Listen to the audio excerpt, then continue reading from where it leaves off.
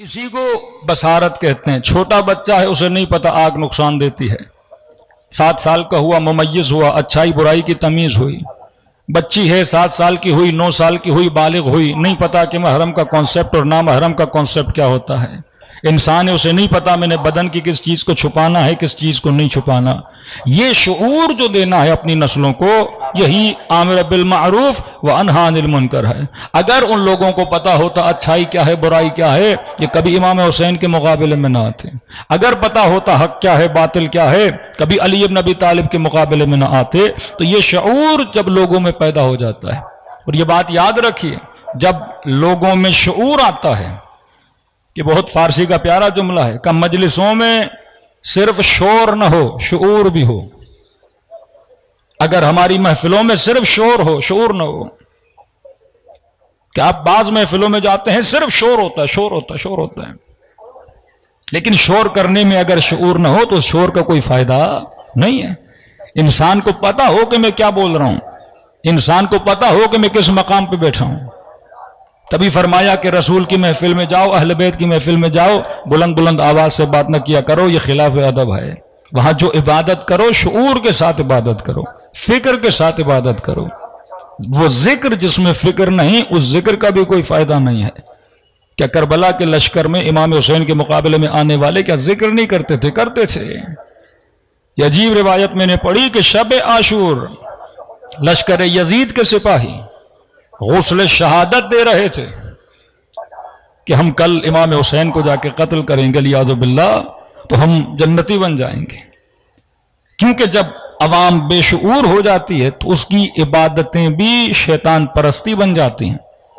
وہ پھر نماز بھی پڑھیں گے تو وہ نماز اس کے لیے عذاب بن جاتی ہے، کیونکہ وہ غیر ولایت خدا میں نماز پڑھ رہا ہے۔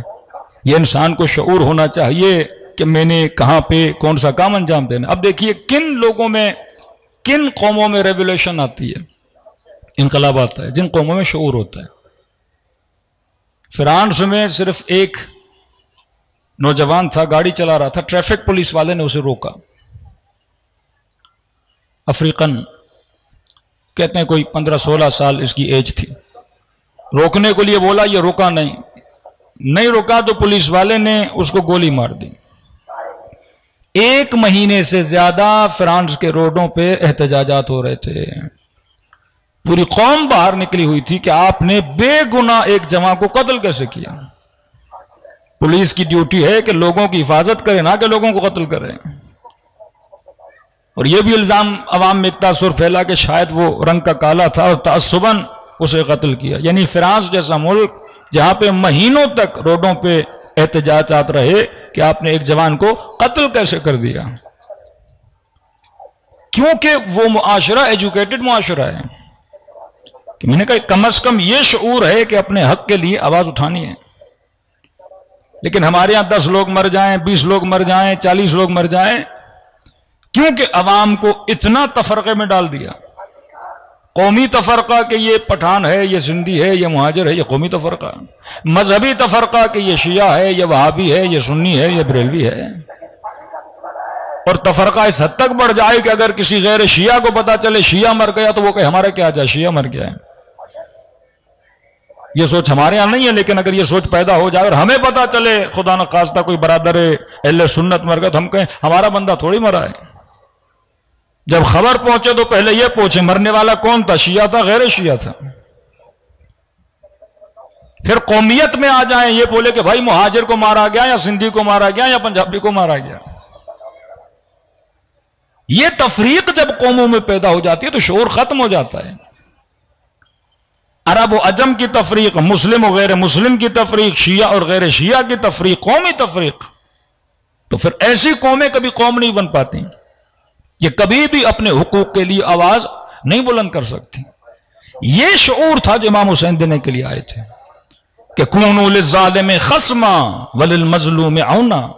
فرمائیے مت دیکھنا کہ ظالم کا مکتب کیا ہے، ظالم کا مذہب کیا ہے، ظالم کی نسبت کیا ہے، ظالم کتنا قریب ہے مثلا فلاں فلاں کے، اور یہ بھی نہ دیکھنا کہ مظلوم کا مکتب کیا ہے، مظلوم کا مذہب کیا ہے، مظلوم کا فرقہ کیا ہے۔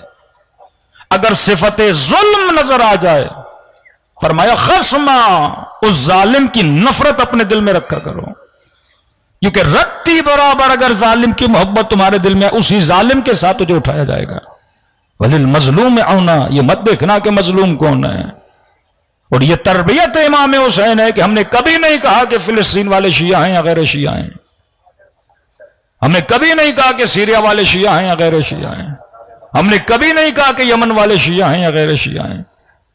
بس امام حسین کا فرمان تھا کہ یہ دیکھنا مظلوم ہے تو مظلوم کے لیے اپنی آواز کو کیا کرنا، بلند کرنا۔